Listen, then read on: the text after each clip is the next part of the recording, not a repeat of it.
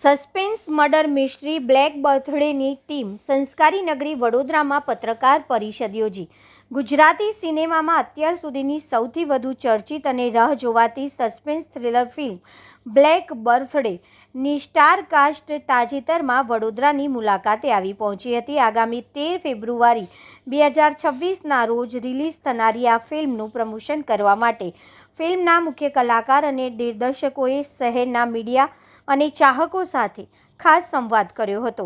વડોદરામાં પ્રમોશન દરમિયાન ફિલ્મના લોકપ્રિય અભિનેતા આર્જવન ત્રિવેદી, અભિનેત્રી યોગિતા પટેલ, ધ્રુવી સોની અને સ્મિત જોશી સહિત દિગ્દર્શક બ્રિજેશ બૌદ્ધ અને શાહિદ અલી ઉપસ્થિત રહ્યા હતા. આર્જવ ત્રિવેદીએ પોતાના રોલ વિશે ઉત્સાહપૂર્વક જણાવ્યું કે આ ફિલ્મમાં તેનો રોલ અત્યાર સુધીના તમામ પાત્રો કરતાં તદ્દન અલગ અને સરપ્રાઇઝિંગ હશે. બ્લેક બર્થડે એક હાઈ વોલ્ટેજ મર્ડર મિસ્ટ્રી છે. ફિલ્મની વાર્તા એક ગૂંચવાયેલા લવ ટ્રાયેંગલ ત્રિકોણીય પ્રેમ પર આધારિત છે, જે અચાનક એક ભયાનક વળાંક લે છે અને રહસ્યમય હત્યામાં ફેરવાઈ જાય છે.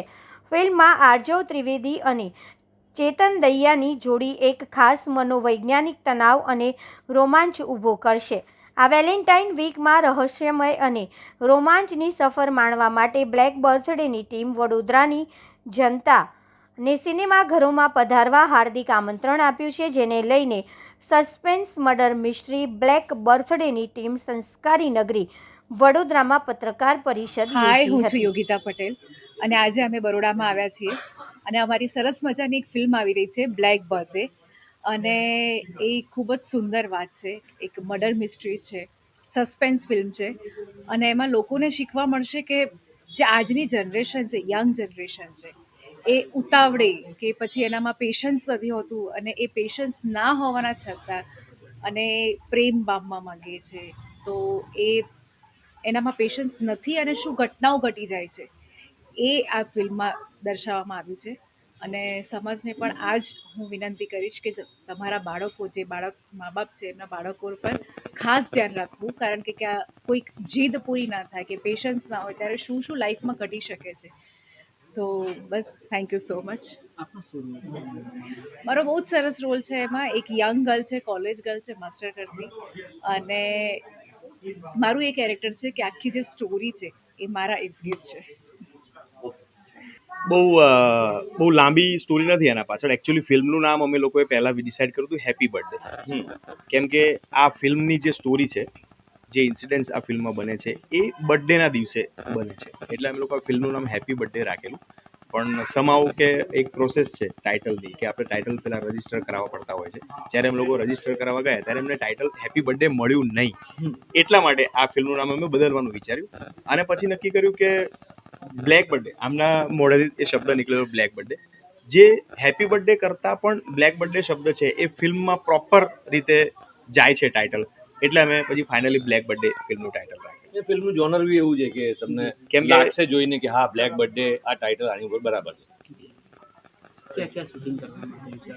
આ ફિલ્મનું શૂટિંગ અમે લોકોએ ગુજરાતમાં જ કર્યું છે. ગુજરાતમાં ખાસ કરીને અમદાવાદ સિટીની અંદર, અમદાવાદનો એક રૂરલ એરિયા છે ધોળકા, ત્યાં અમે શૂટ કર્યું છે. અને અમદાવાદની બાજુમાં એક દહેગામ કરીને એક જગ્યા છે ત્યાં, અને સાથે સાથે મોનાર્ક યુનિવર્સિટીમાં અમે લોકોએ શૂટ કર્યું છે. દર્શકોને બહુ જ બધું આ ફિલ્મમાંથી મળવાનું છે. એટલા માટે નહીં કે આ અમે લોકોએ બનાવી છે એટલા માટે નહીં, પણ આ ફિલ્મ તમે જે જોઈ રહ્યો છો બેનર અને આ ફિલ્મનું ટાઇટલ આટલું કેચી ટાઇટલ છે, અને સાથે સાથે આ ફિલ્મની સ્ટોરી એટલી સરસ છે કે જોનારને ક્યાંક ને ક્યાંક એવું લાગશે કે આ વ્યક્તિ હોઈ શકે, ના ના ના ના આ હશે, નહીં નહીં આ હશે, એવું કન્ફ્યુઝન ક્રિએટ થશે ફિલ્મની અંદર.